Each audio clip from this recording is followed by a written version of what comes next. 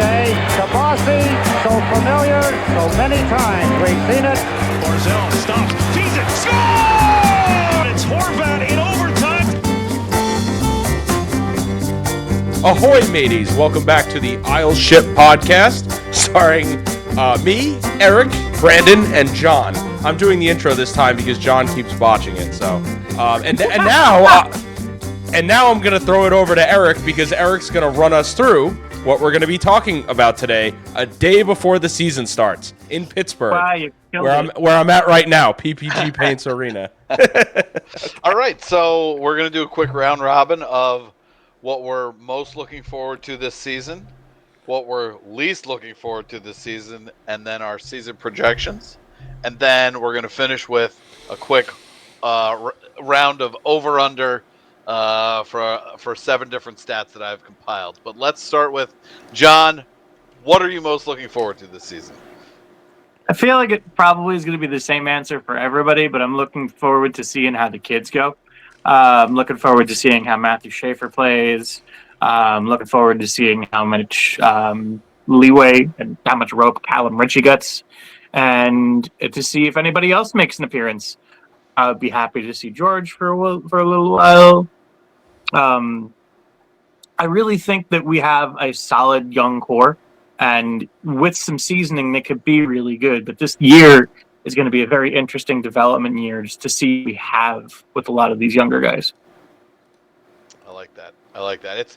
It's a question of good seasoning, right? Like not some of the seasoning that we've had in the past where you've got 18-year-old Josh Bailey just taking it on the chin every night.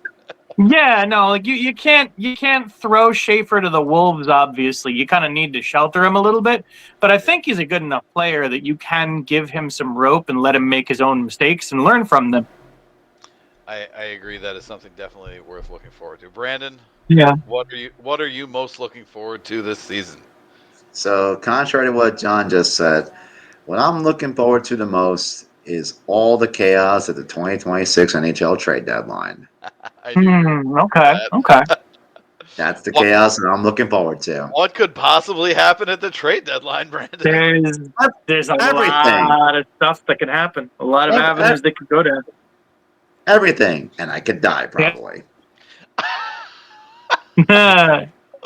Well, that's an optimistic take. So it's my understanding that your prediction on your well, we'll get there. No, your bold prediction was 5 players. Which 5 players would you like to see traded? Okay, so I guess we're gonna plug another podcast while we're on a podcast, but sure. All right, so on the Isles House podcast that you could find, don't know the link specifically, but I'll just say the title. Type it on YouTube, you'll find it. My prediction was at least 5 players from the Islanders will be moved by the deadline. I'm not going to say who they are yet. We'll get to that. Yeah, I'm biding my time. Biding my time.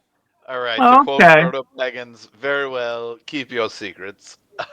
All right, Mr. Russian Mike, what's yours? What are you looking forward to? Thanks for just following that up one more time. I had it in my head, but my answer is pretty simple. I think John actually spoke about it a little bit already, but it's Schaefer, Shabanov, Heineman. I'm finally interested to see. I feel like this is the largest change we've had in the last 5 or 6 years, honestly, since Lou took over, where I feel like the team is completely different. And I would have said Ritchie as well because a couple people, not only in the Discord that I'm in with Brandon, but just from talking to people in general that have watched the team and are talking to the media and stuff, have come out and said they really thought Calum Ritchie had a chance of making this team. Like right out of the gate, it would have been something like Cizikas as the 13th forward if they needed to get him ice time. And I thought that was fascinating. Had he not been injured. There's a chance. Unfortunately, it's one of those things like we'll never know. But I do think he does. I do think he plays in the NHL this season, without a doubt. I think it's almost like a given. I'd be like 99% sure he's going to be playing, and that would have been Ritchie, Heineman, Shabanov, Drouin, Schaefer. It would have been the biggest change to this group we've seen. Substantial change. A lot of new toys. The problem is with Richie, you don't want him to start on the fourth line, though. Do you want another Nino Niederreiter 2.0 again? No, so my argument to Brandon, and I guess we'll talk about this at another time so I don't go on for too long, is but the NHL is changing. This is a Yeah, team the that fourth doesn't line have right now is not the fourth line of about 4 or 5 years ago. No, and I think they're going to split time between each line almost evenly, if I'm being honest. And I think a big reason they're doing that, this team does not have a Kaprizov. This team doesn't have superstar power. So if you can balance 4 good lines that have a chance at scoring, you might actually be able to compete in this league. Because I don't want to get you too excited, but the reason they don't have a Kaprizov or anybody like that is because of how suppressive Lou was in his strategies and his approach to the game. well, What I'm most looking forward to this season is seeing this team without that overarching structure being enforced.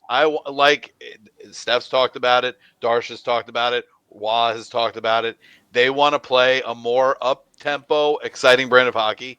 I think it ties into what you were saying, which is the line construction is such that it looks like they want to roll 4 lines deep, and they want every line to have a little bit of something. And I think, honestly, what we're going to see is pretty evenly spaced time in the early periods, and then depending on how the game is, you're going to see some line shuffling. Like you're probably going to see Horvat and Barzal late in the game, just because when we need a goal, that's the best way to get it. Yeah. And I wanted to just add, well, you made an excellent point. That was basically what I thought. Is they're going to be more exciting? That's kind of like everything I said culminated into one expression. But I think a line like Duclair, Cizikas, Siplikov is better than like an average team's third line. And I know Cizikas is kind of over the hill, but I still feel like on some teams, if you look around the league, you're like, wow, that 3C is not very good. Casey could probably slide in there on even a team like Montreal tonight. I think he could be on that third line. They have a bunch of over the hill players clogging up that lineup. So yeah, you want to know the funniest thing to this, Mike? Speaking of Kaprizov, do you know if the Boston Bruins should have had him? Yeah, I know. I made a tweet about that. They had that pick. We're not doing that. Yes, they had a 5th round pick. What were the odds that they picked that exact pick? Give me I'm just saying. Eric is right.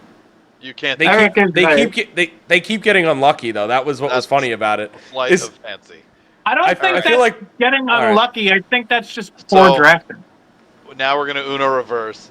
I'm going to start. What I am least looking forward to this season is the inevitable journey of this roster to the middle of the pack in such a way that the trade deadline gives me lots and lots of indigestion, worrying and wondering about what they're going to do. Like, will they make the right moves? Will Darsh have the presence of mind to actually sell off the pieces to try and shore up the future, or is he going to be tempted to try and put butts in seats and make the playoffs? And I think that it's going to be a huge turning point. I understand you're looking forward to it, but I am dreading it just as much as I am also looking forward to it. Mike, what do you think? What are you least looking forward to? Oh, we're on the least looking forward to part. I didn't even really think about that. I might. You know what? I have a good one. I'm least looking forward to the very good chance that Sorokin just implodes next season, because this defensive group, even with Schaefer, is going to be just very leaky. And you saw it in the preseason, Mike, where I got. What's wrong? Predicting a Sorokin implosion? This would be the best season for it, because their metrics were horrible last season, but now you're looking at a full season of D'Angelo. He's not playing for anything anymore. He's got his contract. Schaefer's green as heck, so he's going to give up a lot of soft stuff. That's just inevitable when you're 18 years old. It's just going to happen. And in the preseason, we got a taste, and I know it's just preseason, but we got a taste of nobody covering for him. Yeah. Unbelievable. You know what he's going to do, and there would be nobody back. So I don't see D'Angelo as not playing well because he's got it's a 1-year contract. It's literally built to be dealt at the deadline. Yeah, I get it. Which I'm is just ultimately, saying. I think, he's almost guaranteed to be sold off. I think you're more likely to see just he's letting up more goals because they're trying to push the pace, and it's going to be more up and back and up and back and up and back. And honestly, I think he might flourish under that kind of environment. Like you can see more goals allowed, but also like you're not going to see any of those crappy in zone, like wish you could have that back goals. There'll be actual, like, okay, I understand why that goal went in. But like I could see the goals allowed being similar, but almost like the last Doug Wade season where there was a lot of goals allowed and a lot of goals for. Just as like a transition in styles. Here's my question with Matthew Darche. Does he have a 4-year deal or a 5-year deal? I don't think that matters. Kind of does. They're not going to want to hop to another GM. It's no, but that's what they were doing with Lou after the ECF. They kept giving him 1-year contract deals. If Darche has a long-term deal, yeah, but if Darche has a long-term deal, that means he has the autonomy to do what he wants because he's there. He has a long leash. He could paint. He could paint the image. I think he's already working under the understanding that he has the autonomy to do what he wants right now. Yeah, that's what I'm saying essentially, because when you're given a long tenure, what Darche allegedly has, then you have the autonomy to really do what you want. You could paint the team properly in your image because you're going to be around for that period of time to experience it. All right, can I just finish my point and then pass it on to you, Brandon? Sure. Okay, so I'm just going to finish with just continuing on what I said. I know preseason means nothing, but I don't think Pelech, Pulock, Mayfield, I don't think any of those guys are going to be as good as they were last season, which is so funny because Pulock was disastrous last season, in my opinion. And Mayfield at times looked good, but, he's just prone to the icings and the giveaways. And, we'll see, but my prediction is that Sorokin's going to be like a 900 next season.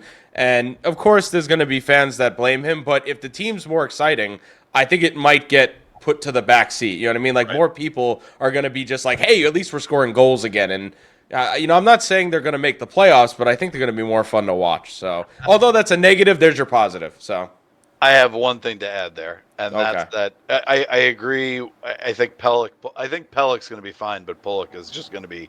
I think he's going to be actually worse than last year because he's going to be. It's hard to be. Yeah. There's no more Dobson. He's going to be taking all the tough matchups, and it's going to be rough. Scott Mayfield, I'm fine with more of Scott Mayfield. I don't care about the icings. I don't care about the penalties. I care exactly about one thing, and that is protecting my baby. Yeah, that's about it. Yeah. All right, Brandon, what's your biggest negative for next season? Least looking forward to. Thank you. Least thing I'm looking forward to. That's a tough question.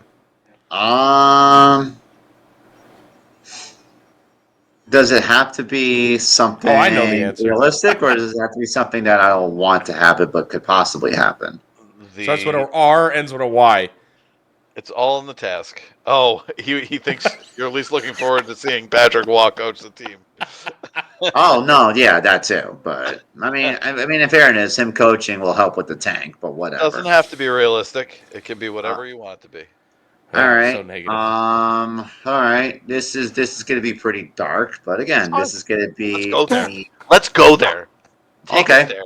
All right. So, for a few years, the owners have been criticized for lack of standing up for certain players. Players taking cheap shot here and there. My thing I'm not probably looking forward to is Matthew Schaefer getting cheap shot during the regular season. Oh my God, he went there. Oh my God, that is. Yeah.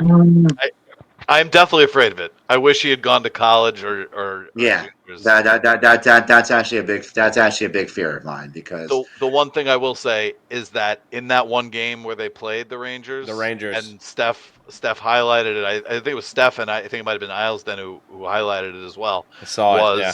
Mayfield and Siplikov both pass blocking for Schaefer in the defensive zone, just skating in front of Rempe so that he can I wonder whether or not Schaefer's going to play more than 9 games this year. He will. He is. He will. Yeah. Is he though? Yeah, I mean, yes. he only Yes. played. Okay, here's the thing. Hey, Schaefer. I know you've played only 20 OHL games last year, and you're coming off of collarbone surgery. Welcome to a full 82 game regular season. Good luck. Unless something catastrophic or outlandish happens in those Or first he's games. terrible, which I just don't see happening. I don't So- I see don't it. think. Here's the thing. I don't think he'll be terrible, but I don't think He's that the he'll third best be skater on the ready. team. Yes, He might be the And best you know what? defenseman on the team already. I don't think he's going to compete for the Calder, but I think he's not going to be terrible. No, but that's understandable. He's going Well, to I be agree. 3 said years that. younger than I the agree. winner. Yeah. But that's the thing. I'm kind of not looking forward to because I think because he's young, I think some teams are going to try to take a cheap shot at him. That's Yeah. a very real fear that has Fair. lived inside my psyche that I've tried to suppress. And thank you for bringing it to the forefront. John, what are you least looking I mean, forward to this season? Darlene did fine, so just saying. I mean, but okay, go, John. So But Mine Darlene played many games in the juniors before he went to Stop. the All right, NHL. next. Stop. That doesn't matter if you're getting cheap shot or not. It's not how many games you played. Oh, But I you're played coming 80 off more of games than You're Schaefer. coming It off of hurts less. collarbone surgery, dude. That matters. Okay. That's true. Not really. If you're getting cheap shotted, it's probably not there. All right, go, John. Uh-oh. John. Did John. you freeze? John, you're freezing. No, he's not freezing. Oh, I think... It's your turn. okay. So What are you least looking no, forward to? I was just waiting. Yeah, I was just waiting for you guys to stop talking. Mine is the burden of hope. Islander fans, we have this thing every single year where the rest of the Metro is bad, and we are just good enough to have hope that we can make the playoffs this season, and this can be something that we can go for a run on. And consistently, we use this to try to build at the deadline instead of doing the smart, sensible thing of trading people away, of kind of rebuilding, like taking a step back. My concern is the Metro sucks again this year. We are going to be in a position where we will be in the mix purely because teams around us are bad more than we are good. And we're going to use that and take it, not do the wrong thing. John, you're breaking up again.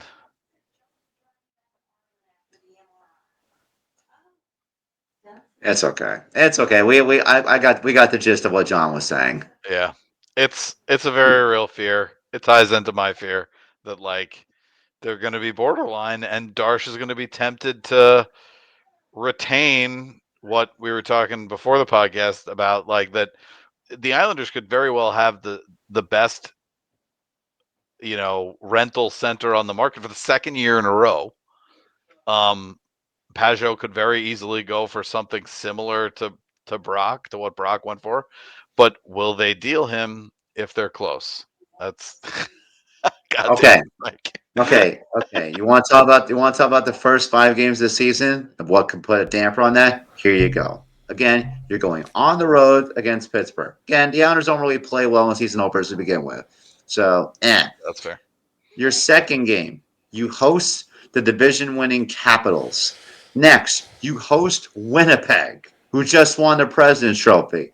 Next, you host the Stanley Cup finalists in the Edmonton Oilers.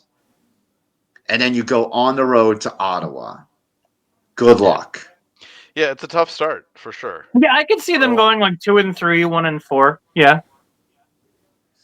I mean, then you have some doable games with the Sharks, the Red Wings, and the Flyers, and the Bruins, but not the Hurricanes. Yeah. But again, these are three of those 5 games. The next are road games. But just saying, It'll be interesting. All right, Mike, what's your season prediction for the Islanders? I mean, like I told you guys before, I like using like the aggregate. I actually wish I had that on. What the hell did you just do to your background? You just noticed that? He changed it like 2 minutes ago. Hold on, I can find it really quick if you guys just give me a sec. It's funny because his head looks like Lou's eye patch. Oh, man. Mike, All you don't right, have, well, you have Army, way too big shave of a your beard beard. to be in like that proximity to Luke. yeah, I know. I'd probably get burned alive being this close. Yeah. Listen, I'll find the aggregate and I'll get back to you guys because I just found it. Okay, so the aggregate has the Islanders finishing 13th in our conference, which is with the average being 83 points. This is based off the betting line, a fan survey, The Athletic, Money Puck, Do Not Tail, Evolving Hockey, JFresh, whoever Brendan Wadlow is, Hockey Viz, and Top Down. That's a lot of different combined thoughts. Can I ask where are you seeing that? JFresh posted it. Oh, nice. Yeah, so I mean, I can share it with you guys. I'll make sure to copy and put it in. But 83 points, honestly, it's probably where I see them. I was gonna say like my high on them is like 18th in the league in a finish, and I mean, honestly, I'd consider that a success if they finish there because I haven't seen anyone put them higher. I think the highest I've seen someone put them is 20th. So to finish right outside of a playoff spot in a team that is retooling makes sense. I think a lot depends on where they sit at the deadline. If they sell Yeah. off, I expect Darsh to sell off aggressively because Steph has indicated that Oh, I think they're gonna do. if things go south, that Darsh is going to be aggressive in moving stuff and probably in promoting, depending on how the AHL is doing. But so like if they sell off early, I could see us going well below that. If they don't, and like if they're in a playoff spot, like 3 weeks before the deadline, and they just like maybe they still just sell Peugeot, hold on to Lee, maybe sell D'Angelo, then I could see them finishing above that very easily. So I guess I'll finish with saying my prediction is that no matter what happens, unless they go well beyond expectations, they're going to be selling no matter what. And I think at best, the Rangers and the Islanders are going to be fighting for a wild card spot. But realistically, I see us finishing somewhere in the bottom 10 of the league. So, kind of my prediction.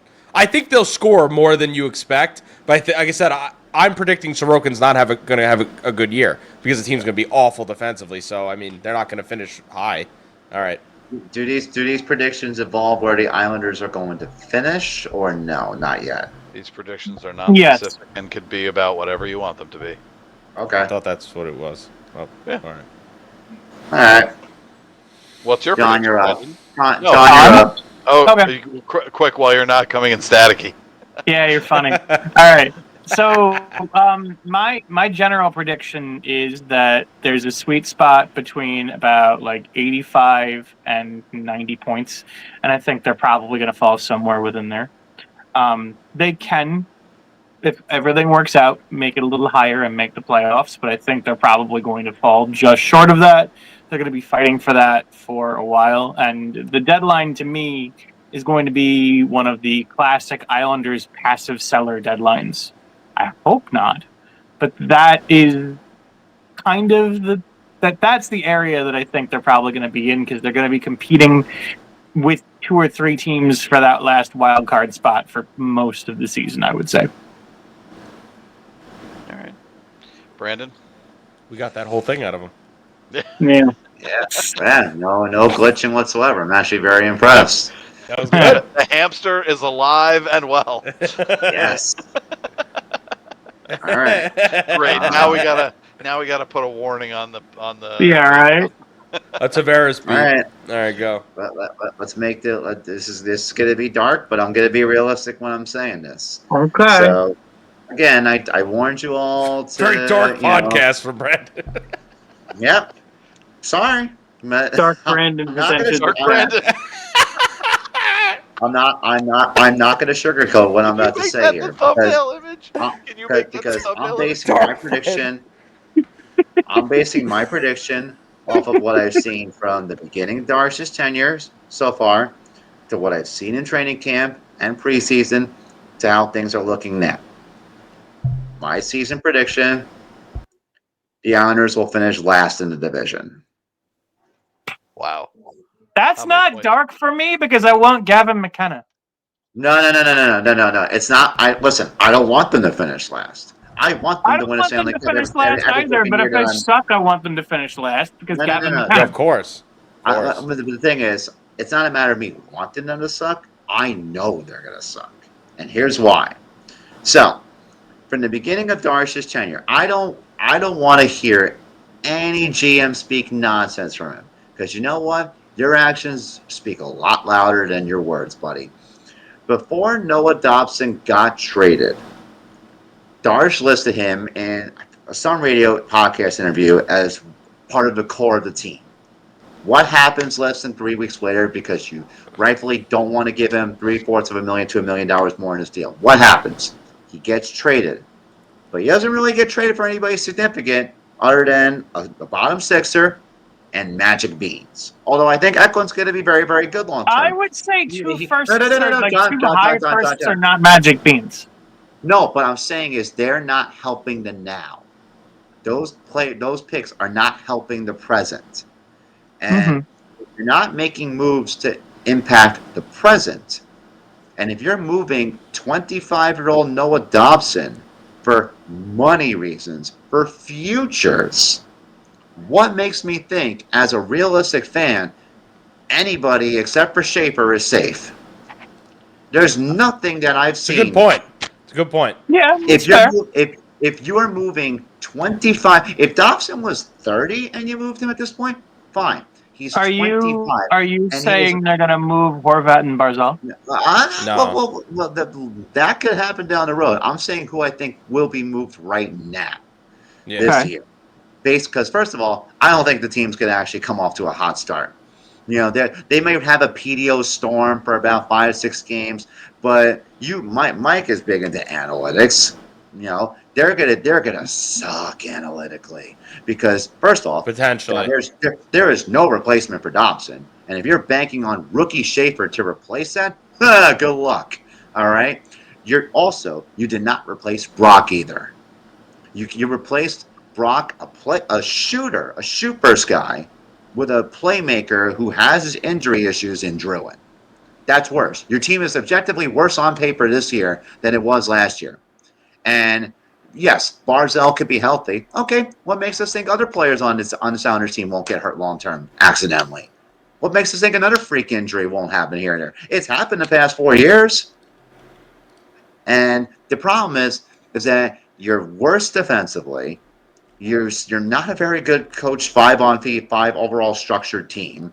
You don't have a Brock Nelson replacement, and your backup goaltending situation is worse too. Like they already pulled Sorokin groin away from being last in the league. I'm not even counting that. But on top of that, and mind you, this is before they do that teardown. This is before they do that. All right. This is before Lee gets moved. This is before Pajot gets moved. This is before D'Angelo gets moved. This is before Cizikas gets moved.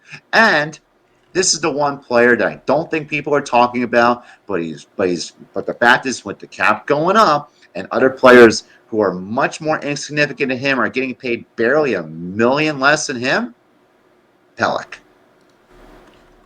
That is in this cap era with the cap skyrocketing, with a modified no trade clause, that is an attractive commodity for teams to take. If you feel like Yeah. you're an Adam Pelech away from contending. And there's a few teams out there who are most likely going to trade for a guy like him. And you're not going to expect it. I don't think it's going to be Mayfield because the Islanders have no right-handed organizational depth at all. Unless you really think Ethan Bear is the answer, good luck. It's not going to happen. So they're going to be probably around 6th to 7th in the Metro before they do this teardown. And the thing is, the Flyers don't really have big pieces to move right now. They're in the phase of trending back up. The Penguins, you can make a case they could move Crosby, but I don't think they're going to do that. I don't think they're going to do that. They didn't really sell anybody last year. They think that they could still try to be a bubble team right now, and they feel like they want. I don't Eric, know if it's Eric, that. I think I don't think they are. I don't think they are. I don't But I think that that's the reason they're not moving Crosby. I think the reason they're not moving Crosby is because they want him to retire a Penguin, and regardless That's of it. how good they are, they respect that. Yes, but that's a factor too. But because of that, the Penguins at that point aren't going to be as bad as the Islanders post trade deadline on paper. That's my thing. They're not going to be as bad because of that. So because of that, because of Darsh doing the first phase of the blow up phase, that's why I have them finishing last in the Metro. Again, dark prediction, but I'm being realistic. There's nothing that's Dark giving me Brandon. optimism about the team. Listen, I want them to win. I want them to win. But you have to call a spade for spade and see how Look, this what's is has unfolded in the offseason to now. This is your prediction. You're entitled to what you want to think. Yeah. It's fair, and to be honest, it's not the worst thing that could happen because there are two outcomes that you want to. There are two outcomes depending on how you look at a season that can be seen as successful. You're either really good or you're really bad. Because if you're really good, you can compete for a cup. If you're really bad, you're going to get better in the draft. Well, and it's more complicated than that, which brings me to what my prediction is I'm actually a little bit lower than you guys because I think it is inevitable that Darsh sells off. That Tony DeAngelo contract is moving. And I absolutely think his numbers are going to be fluffed as much as possible. He's going to be sheltered on the power play. He's probably going to be even more sheltered, even strength, because they're going to want him to look good when they go to move him as an expiring contract. Same don't pair him with Romanov then. Similar things. Well, there's no other choice. I mean, and look, you could. I think I could very easily see him being paired with Pelech and having that be a better. Did you get the? Wait, did you get the image I sent? Hold on. Mine's better. Really, Mike? Come on. Hold on. Mine's better. Dark Brandon. No. So first of all, that's not Dark Brandon. That's not Dark Brandon. I'm a master at this. Sorry. All right, what are you saying? Keep going, Eric. I'm pay attention. This is Dark Brandon. That's amazing. I sent it to you on Twitter. This is the thumbnail. How did you do that? Thank ChatGPT. I was gonna say, it only cost us 10 gallons of fresh water. Yeah, right. So, where was I? So I don't think. I think we're going to finish in the high 70s. We're not going to be last place. I think we're going to be in the bottom 4 or 5 teams. But I also think there are going to be specific things that they are going to be working towards that Darsh and Wah will be able to point at as the results weren't necessarily there, but we are heading in a direction that is more optimistic than normal. For instance, and I know we've all spent a ton of time complaining about this. I think the PK is going to be better, and I think the power play is going to be better. I think their 5v5 is going to be not as good. Right, exactly. But yes. I think they're going to be able to point to special teams improving as a route towards getting better in the long term, systemically, if not producing results in the short term, like as the team turns over. And the fact of the matter is, he's going to have license from this fan base to have a down year. Okay. Yep. I think they don't trade Lee. I think they trade Peugeot. I think they trade DeAngelo. I don't think they trade Cizikas. I think they might trade Pelech, or try to anyway, which I don't think is a terrible idea because he's going to be coveted if he is on the market. I think they're going to keep Mayfield because he's going to be, the Schaefer protector. Well, you have no replacement for him, and the reason why, I said earlier, that too, yeah. Yeah, but the reason why I say moving Pelech like all signs are pointing to this. You want to give George his time. You already Exactly. signed Schaefer. You signed Romanov. Where's the room? Like you don't want to ruin George by putting him on his offside. You don't want to put Schaefer on his offside either. It worked well for Dobson 5 years ago. Absolutely not. So they're And like the odd man out in this situation is Pellick. It makes the most sense. Like And you I see the mentioned moves. this. I mentioned this to John before you guys showed up, but Steph said in his 7 questions article that if things do not work out to start the season, as you just pointed out that they might not get off to a hot start, that we can expect Darsh to be aggressive and not in adding in shoring up the future and not necessarily dwelling on what this season is going to be, And other mind than you, potentially a growth season for guys like Richie, Schaefer, George, maybe some other pieces that may get a shot from the AHL, depending on how things are going down there. and mind you, this is the first. And mind you, that's the first leg of the blow up scheme that I painted. I think there's more to come later on. Yeah. But this is the main 5 that I was just talking about. Yeah. All right. You're not Time for some quick fire. All right. all right. So Wait, one thing before you do that, real quick, just because I want to say in preseason, a lot of people were a bit harsh on Shabanov. Real quick, I thought he was deceptive, and I put that in a tweet as well. But the deceptiveness might actually make him stick in the NHL because he's got a lot of skill, but really that doesn't matter. And when you watch Bedard, if you watched the Blackhawks game last night, he's got to get more creative. He's got to get stronger. No, I'm sorry, not more creative, stronger. I think he's a real guy. But I think that's something we should discuss, like at a 5 or 6 games into the season pod. No, of course. I just wanted to add that in because of the preseason thoughts. Yeah. And then, Brandon, what did you say again, real quick, before we do the quick fire? Oh, about the rebuild thing. I think the Islanders might avoid that, and I'll just throw this in real quick because prospects-wise right now, Aitchison is on fire. Yzerman is on fire. Eklund, although only 5 points in 9 games, it's the SHL, probably the hardest league any of these guys are in.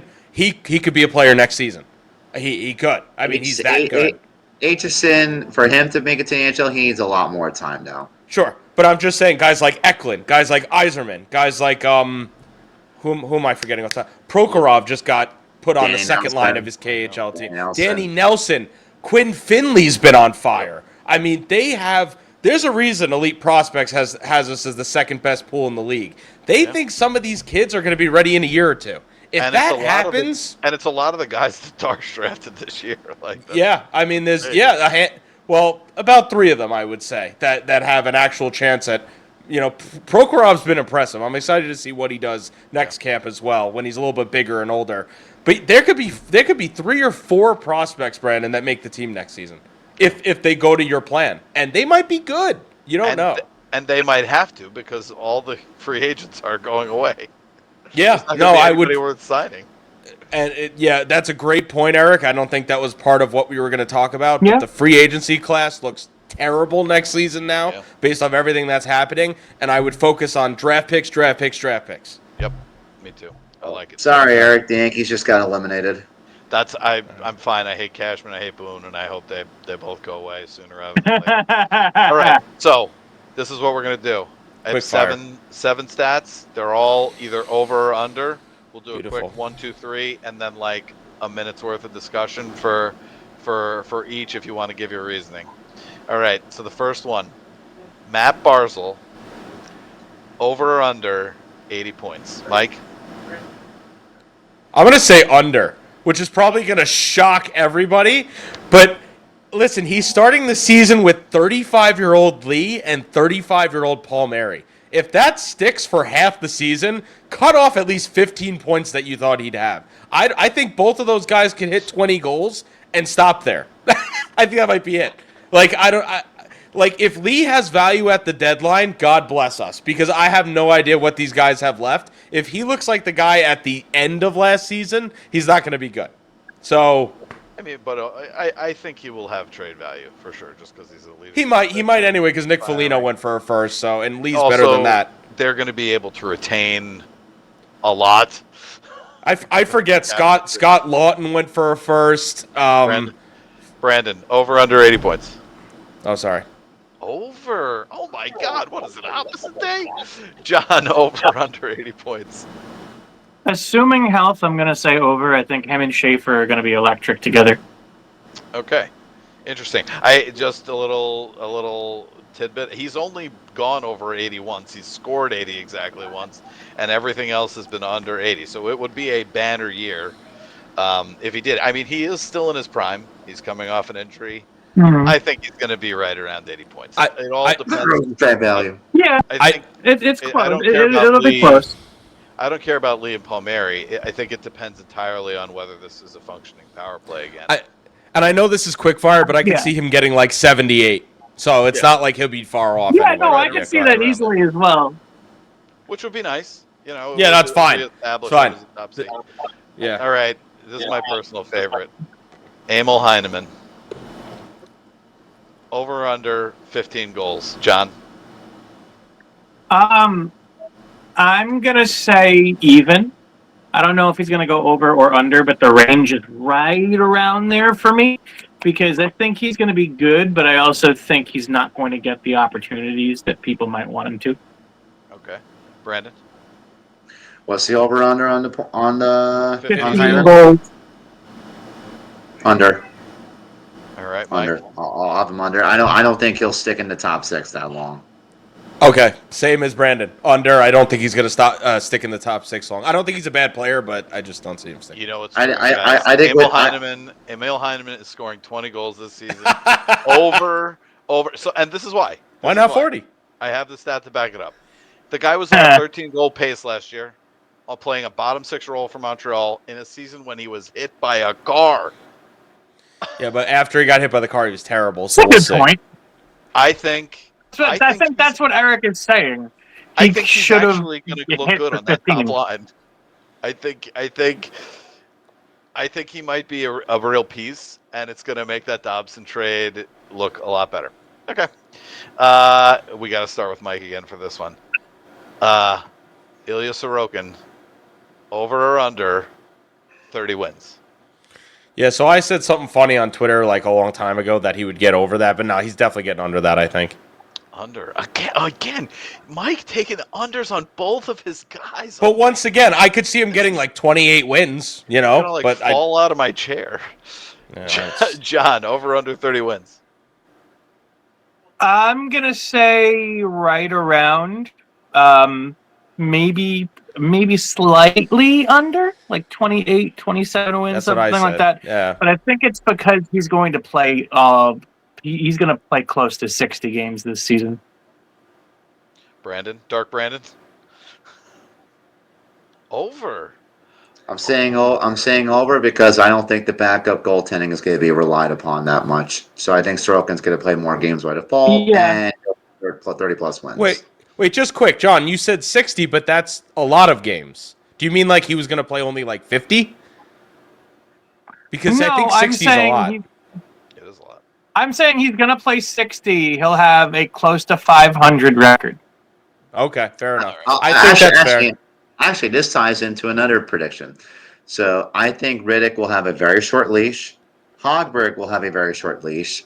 And over the course of the season, there will be some goaltenders placed on waivers, and Darsh will take some flyers on them.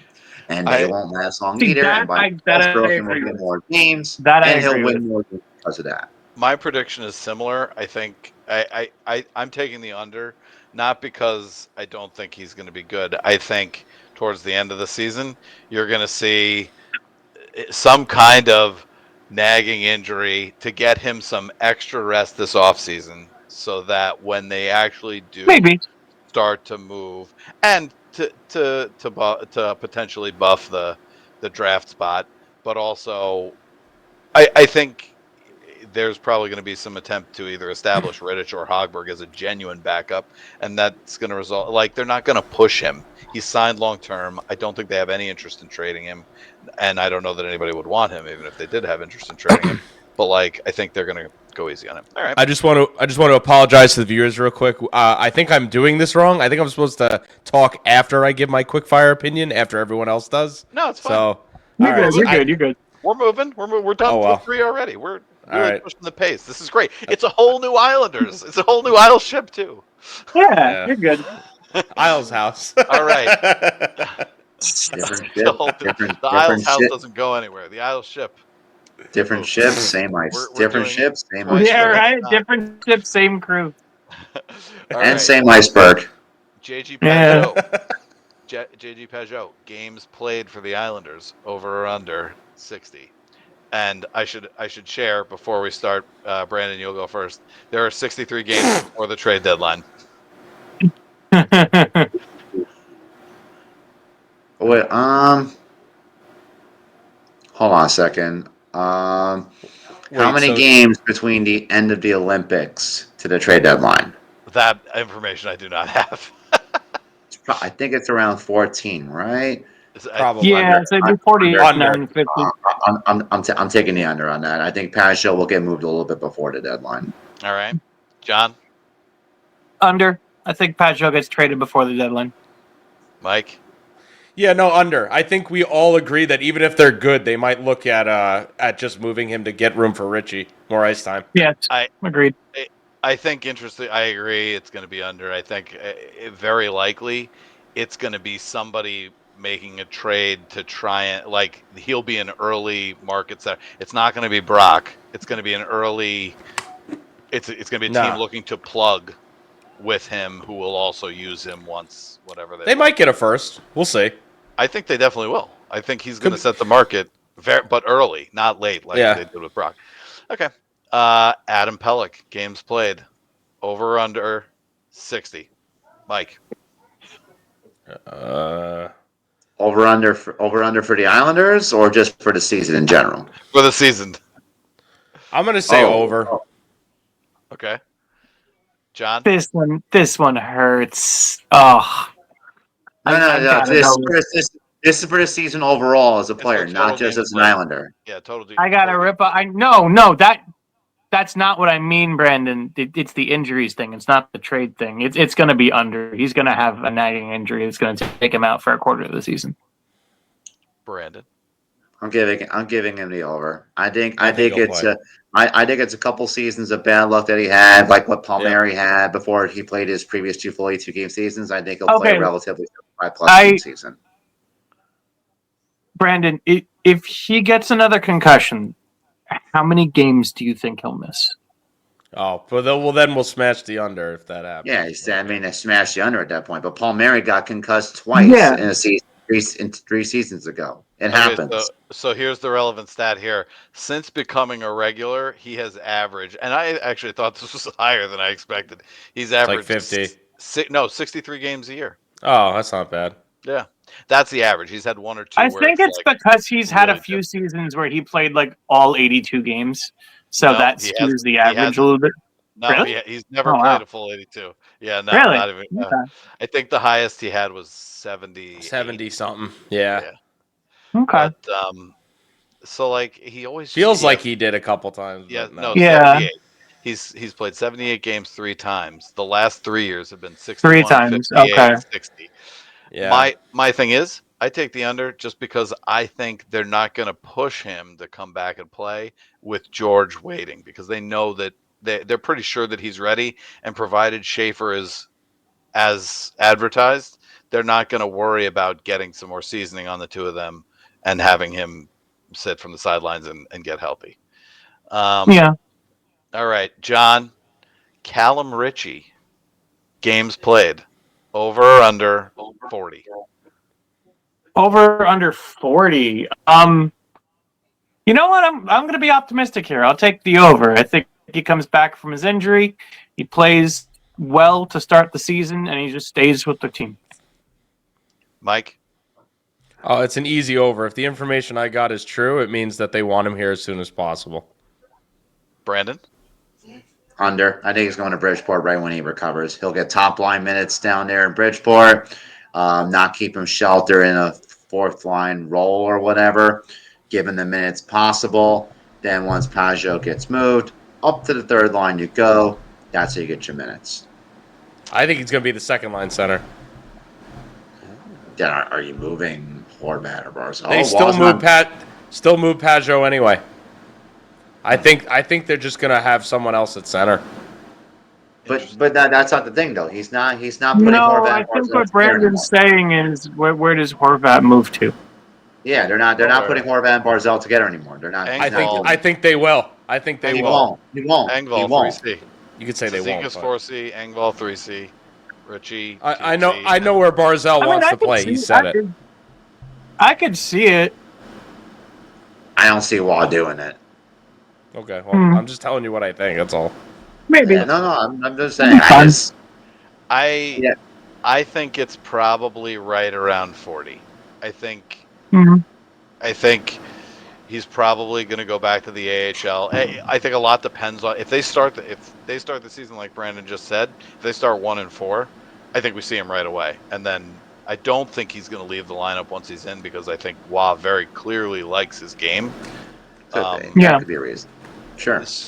But if they start out decent and show some chemistry, I don't think they'll be afraid to send him to the AHL. But yeah, I think it's probably right around 40. All right, last one. Matthew Schaefer, over or under 30 points. Who's going first? Brandon. Oh, I didn't know who was going. Sorry, I didn't call out a name. That's my fault. I think I'll take the over, but it'll be in the low 30s. All right, Mike. Definitely over. Excuse me. It's gonna get a lot. I think he's gonna be on the top power play at some point. So All right, John. John, are you there? Johnny, Johnny Over. boy. Yeah, Over. I'm back. Sorry. I'm back. Over. Okay. So just a Ogre. little drop some knowledge here. If he puts up 32 points, it would be the 5th most all time by an 18-year-old defenseman. Ooh. You want to hear the top Interesting. seasons? And like, mean- okay, so the top 5 seasons are Phil Housley with 66 points in Yeah. 82-83. Hmm. Rasmus Dahlin with 44. yep, 44 into it. Bobby Orr. Yeah, If With he 41. hits 45, he would be second. Yes. yeah. Which could Ooh. you imagine that? Wait, Could you Wait, Eric, imagine who's the fourth one? Who's the fourth? That is no, that wanna is guess, attainable to Brandon? me. Is it Cider? Is it Moritz Cider? The fourth nope, one? he's not in Is the it top Cal 20. McCarr? It is not. Really? Who the frick is it? You're getting confused. 18-year-olds in the NHL. Yeah, it's rare. I know. So McCarr didn't play until he was like 20 or 21. 20. Yeah. Frick, Okay. Who the hell? So it's not first season. It's most points. Yeah, by no. Is it? I'm trying is to it think of who Potvin? was 18 when they played in the NHL. Is it Potvin? I know he went right into the NHL. Nope. He was 19, I think, actually. I think he was too because he's not in the top. Who the hell Adam is Fox They're- played when he was 19, right? They're on Yeah, they're on a good team. it? Haskinen? Nope.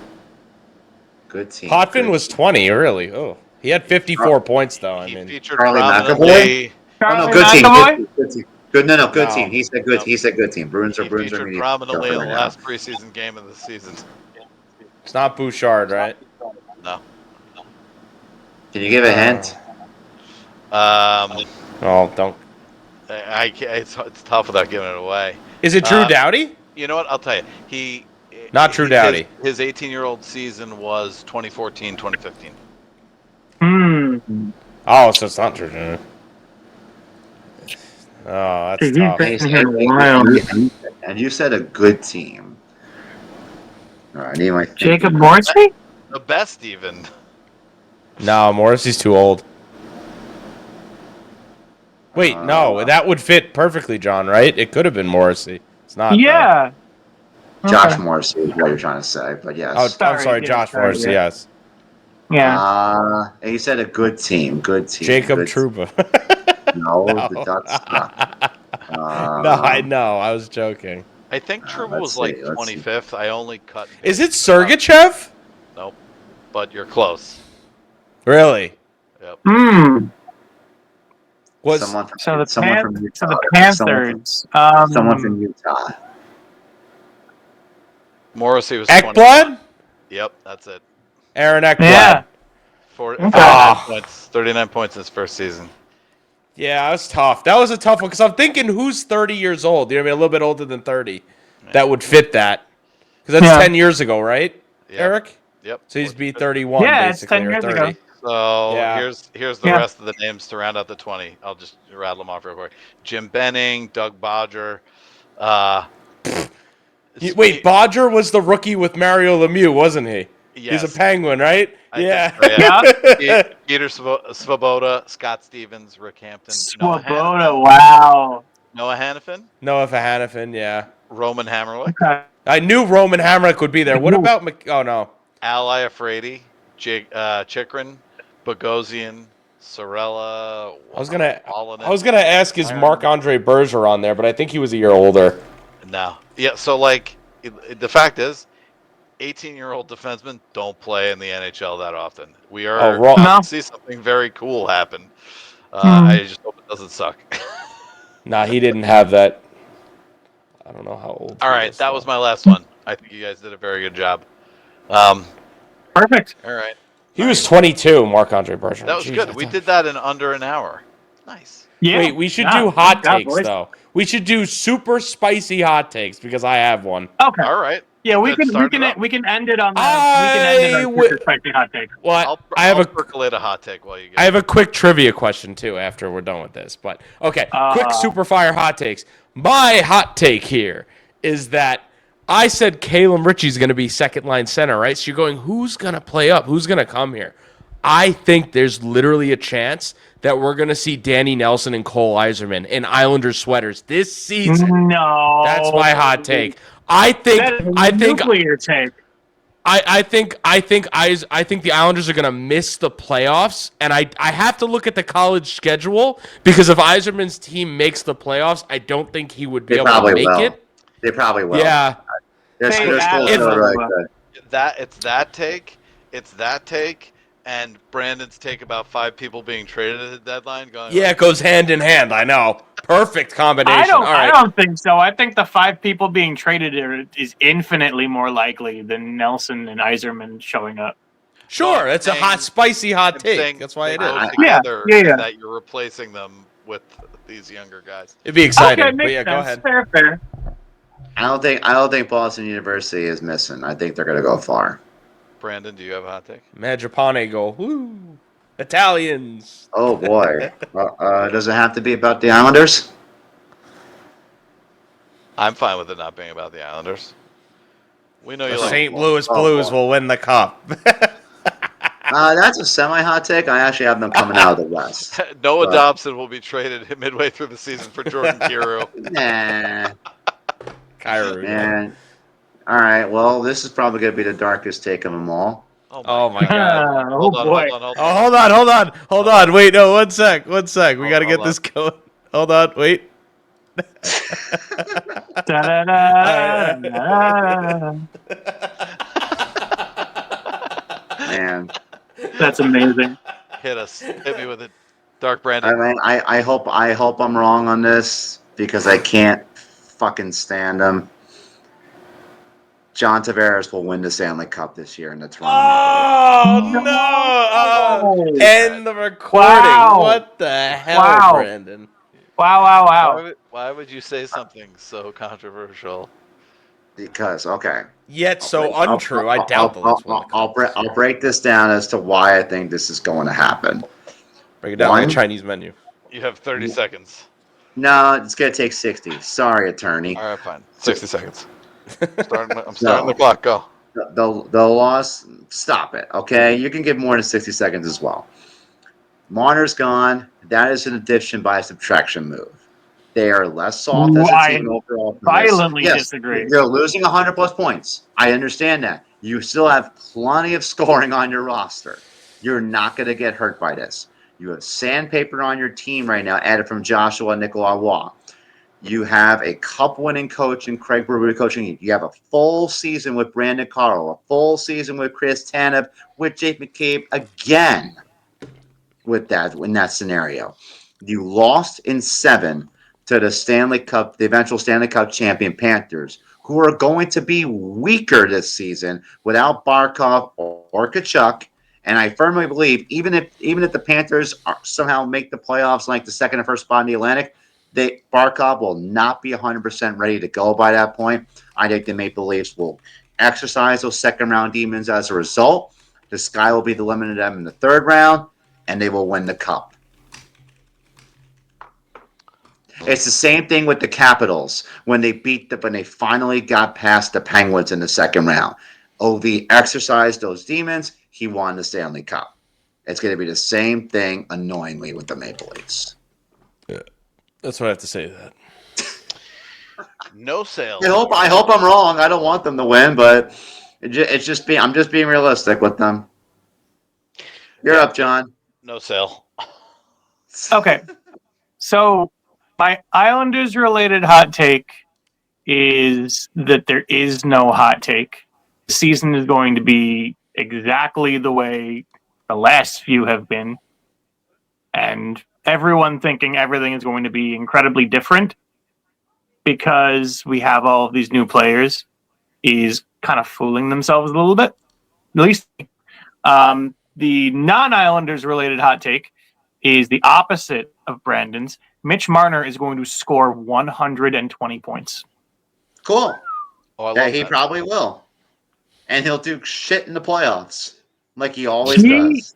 Bro, he is not the reason the Leafs are bad in the playoffs. I'm telling you that He's now. He's the worst. He's been the worst of the core. You got to look since right at the 2018. captain.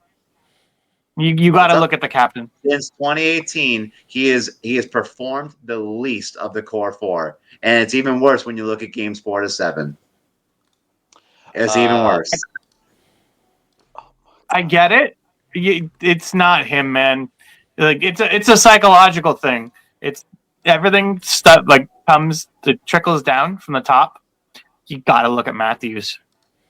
Like there is a cancer on that team psychologically. And you know what, John? I agree with you on that, but that was the same type of take that the Panthers had with Barkov and everybody. And what happened? They moved the softest person in John Huberdeau, who was coming off 100-point season as well, off of that team. No, it wasn't just Barkov. Barkov was not the cancer on the Panthers. We all know Huberdeau was. It had nothing to do with them being a cancer. It had to do with some players being criticized for underperforming. And Huberdeau was always that guy who performed the least as the games got tighter. And we were right. I don't think the same thing is going to happen with Marner. I mean, yes, it'd be great if the Maple Leafs got their sons of Matt Kachuk, but you Cup. already had Matthews, Nylander, and Tavares anyways. Please get me an image of Marner with raising the Stanley Cup. It would just, it would be the cherry on top of the Maple Leaf shit sandwich. Unbelievable. They might if they trade for Pelech. They might if they trade for Pelech. I think the hottest take I can have about professional sports is that it's all fake and it just exists for narratives. And if we look at that from that direction, Marner winning the cup against the Maple Leafs be the most cinematic thing to ever happen. So it's going to happen. Potentially. Cinema. You're starting to become Eric at the draft day floor, John. No, but okay. Hollywood. You Hollywood really Eric. don't think that the most ridiculous things in the entire world are kind of fated to happen, so they just happen? You're stepping on my hot take. All right, I'm sorry, John, Eric. I stepped on the hot take. All right, go. My hot take is that Higgins is going to have a down year in college, and that Darsh, to help salvage what is going to be a down year, to soften the blow, he is going to acquire James Higgins. Boston just gives up on him right away. That's hilarious. But I think they're. What are they going to trade? What are they going to trade to acquire him? I don't know, but that's my hot take. Also, to combat Brandon's hot take, my hot take is going to be that, Toronto may have an easier path than normal in the East, but then they're going to lose to the Oilers in the Stanley Cup Finals. Ooh, okay. That'd be if great. we're being honest, I don't think Toronto wins a Oh, series again. if that's the case, Eric, that'll be for the first time since 1993 a Canadian But team has won the It cup. would be hilarious. Yeah, It that's also wouldn't good it be cinema. great? Wouldn't it be great? It would be very cinematic to like guarantee it to the Canadian people going in, and I actually think that would still draw a lot of American audiences because it's two powerhouse. I just, teams. Oh Yeah. no, that's I just, if just think it's hockey's Canada hard versus to Canada rig. in the finals. All of America's going to be watching. Yep. like I said, this might be like the average take, but I think hockey's a hard sport to rig. There's so much BS that happens all the time. All that, sports like- are hard to rig. No, That's why they're not rigged. listen. I don't know about that. Mike, Basketball I seems 100% really easy to rig. I Basketball, you 100% have agree. those guys My don't take miss that it's shots all rigged in was practice. guilty. Yeah, that's true. I mean, Sorry, I John. mean, I just got mad sure. when Eric said you can't rig basketball. No. They don't miss shots. They don't I mean- miss shots. I You mean, tell me that's hard to rig? I mean, It's to be very fair, easy Eric, to rig basketball. But the hockey mean- thing was mostly me being jokey. I like tinfoil Yeah, of course, hat. I know. It's not rigged. All right, I'm I glad still, we I still think the NBA might be rigged. I mean, it would be the I mean, easiest no. sport to do it. I mean, how many calls No. is SGA going to keep getting from OKC? I mean, come on. That I mean, That's what I'm it's not- saying. You So- go literally sneeze on him and you'll The get a foul. NBA I'm- is not rigged. It's more so that people point shave.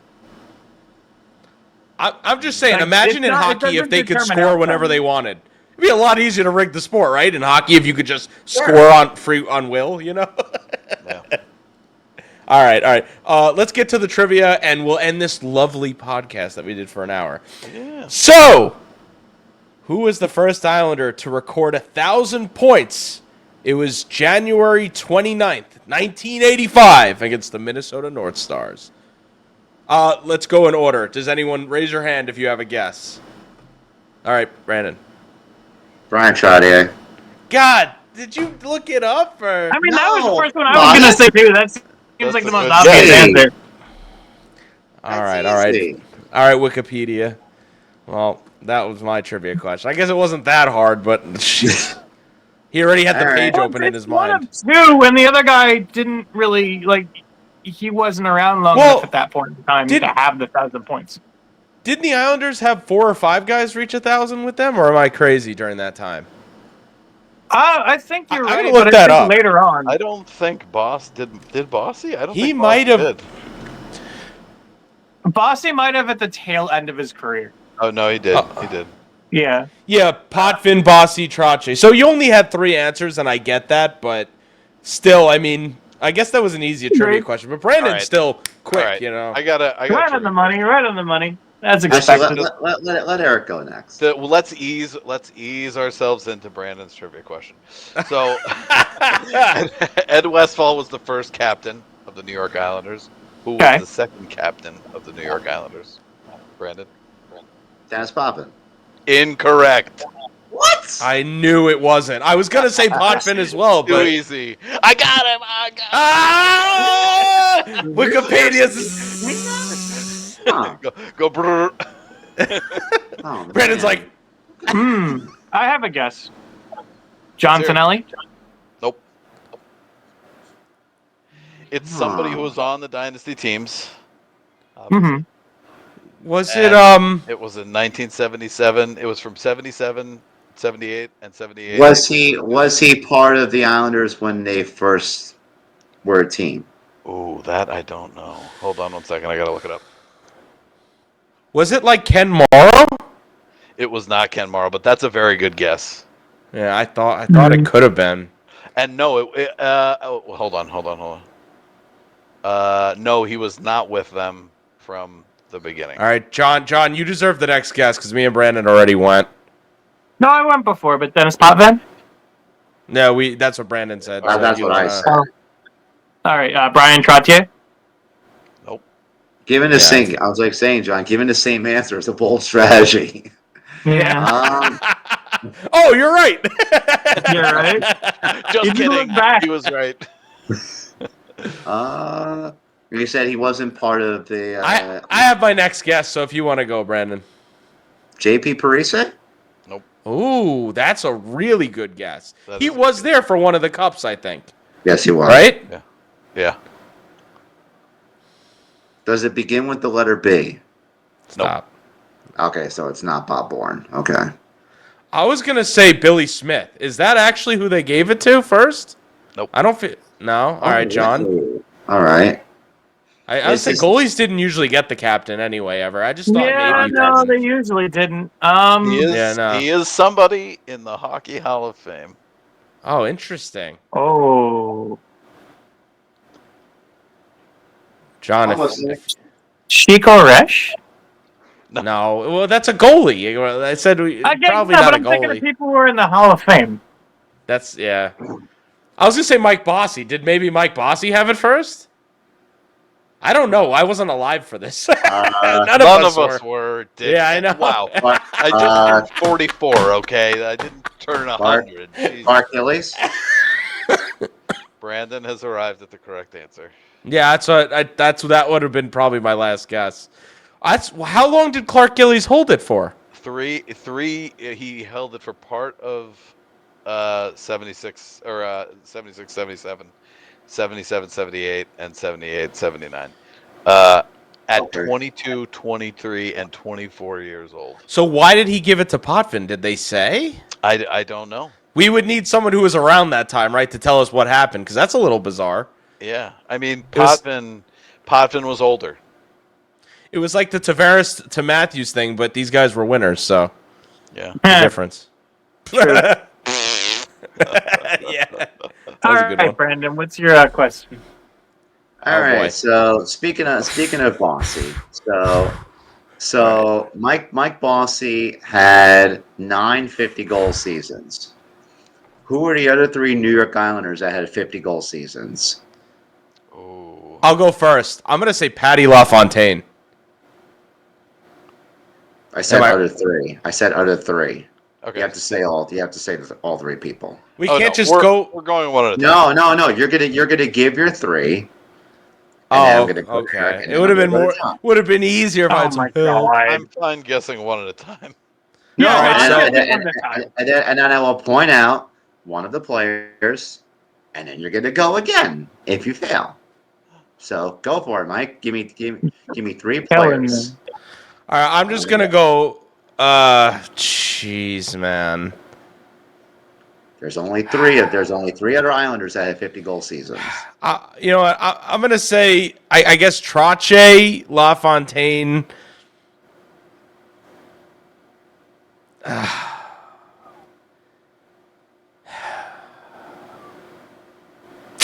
You know, I really don't know. And then maybe like Gillies. So Gillies, Trotz, LaFontaine. Let's go to Eric now. I think it's Trottier, LaFontaine, and Turgeon. Eric's correct. Yeah.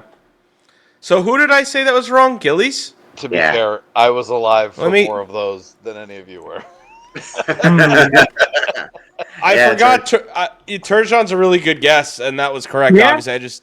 Yeah. Turgeon had 58 goals. So it looks Wow. like the most goals Gillies had in a season was 38. So he Turgeon- Look no, I how was talking crazy about it is. Gillies. Turgeon had 132 points that season. Yeah. Yeah. He was Impressive. a guy. He was a real guy. Yeah. I forgot Turgeon was an Islander. My favorite Islander. My favorite Islander. And they traded him away for a player who didn't even want to be here. To be fair, I was born the year where I was they gonna say my traded favorite Turgeon. Islander. You can watch him play. Yeah, I did. I have a little baby Pierre Turgeon jersey. Somewhere in my Brandon. storage right now. Yeah. Brandon. Wait, that's what I'm saying. You know, isn't it crazy That that he was doesn't traded the year I count. was born? Like that's insane. That Like- is sad. I'm gonna Yeah. Go get, I'm gonna I'm go a- get I'm on a- my I was ice I was allowed Yeah, to sorry. watch TV when I was little. I don't know about you, John. Maybe you started watching TV when you were 6, but I got Yeah, but the you don't ball. remember things that like But my, that's, no, my that's exactly what Mike's saying. Listen, Actually, Mike, you before know you what's weird? turn, All right. My, Wait, my stop long-term you. before memory is you actually turn my 10, long- it doesn't Post count. game. This is post All right, hold on. stuff. my long-term All right, memory yeah. is actually very Well- good. I can't never remember where I park. Let's wrap it up. All right. All right. Thanks everyone for Bye, tuning in guys. for another Isles Ship podcast. We'll see you guys soon, and we'll be doing another show when the season gets rolling, and we're probably around 10 games in. That sounds good to me. All right, see you guys soon. Good. Thanks for tuning in. Bye-bye. Adios.